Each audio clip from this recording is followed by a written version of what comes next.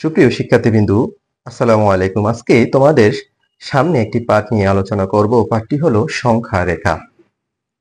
সংখ্যা রেখা কি বা সংখ্যা রেখা কাকে বলে সেটা জানার পূর্বে প্রথমে আমাদের জানতে হবে সংখ্যা রেখা কেন প্রয়োজন। নাম্বার ১, সংখ্যা রেখার মধ্যকার ছোট বড় তুলনা বোঝানোর জন্য সংখ্যা রেখা ব্যবহৃত হয়। নাম্বার ২, সংখ্যা রেখা ক্রম এর তুলনা বোঝানোর জন্য ও সংখ্যা রেখা ব্যবহৃত হয়। এখন আমরা সংখ্যা রেখা সম্পর্কে জানব।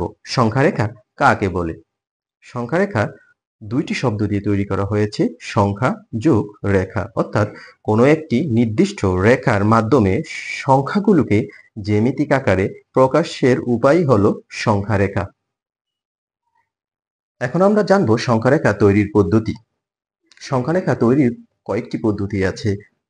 প্রথমটি হলো সংখ্যা রেখার একটি সরল রেখা থাকে যার দুইটি দিকে বিস্তৃত থাকে।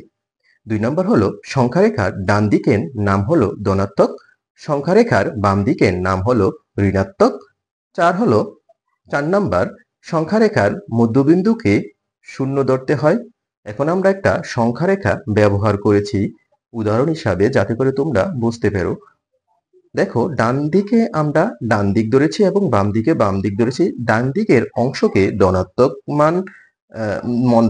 মান দেখিয়েছি এবং বাম দিকের অংশকে ঋণাত্মক মান দেখিয়েছি এবং মধ্যবিন্দুকে আমরা শূন্য দ্বারা প্রকাশ করেছি। ৫ হলো সংখ্যা রেখার ডান দিকে গেলে সংখ্যা রেখার মান বাড়ে।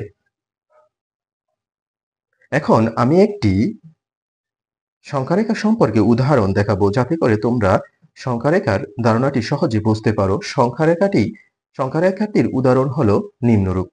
এখানে দেখো একটি সংখ্যা রেখা ব্যবহার করেছি যাতে তোমরা সহজে বুঝতে পারো। সংখ্যা রেখাটির প্রত্যেকটি দাগের মান হবে ১০০। ১, ২, ৩, ৪ মানে ৪টা দাগ, ১০০, ২০০, ৩০০, ৪০০। আশা করি তোমরা সবাই বুঝতে পেরেছো। এখন এই সংখ্যা রেখা থেকে আমার প্রশ্ন হলো ক এর স্থানে কত হবে এবং খ এর স্থানে কত হবে? চলো আমরা সমাধান করে দেখি। ক এর স্থানে হবে ৫০০, অর্থাৎ ৪০০ থেকে ১ দাগ পর, ৪০০ থেকে ১ দাগ পর মানে ৪০০ সাথে ১০০ যোগ করলে ৫০০ হয়। খ এর স্থানে ১০০০ হবে। দেখো, ৮০০ থেকে ২ দাগ পর, এখানে ৮০০ আছে, ৮০০ পর ২ দাগ, ৮০০ পর ৮০০ আর এখানে আছে ১০০, ৮০০, ৯০০ আর এখানে আছে ১০০, তাহলে ১০০০ হবে।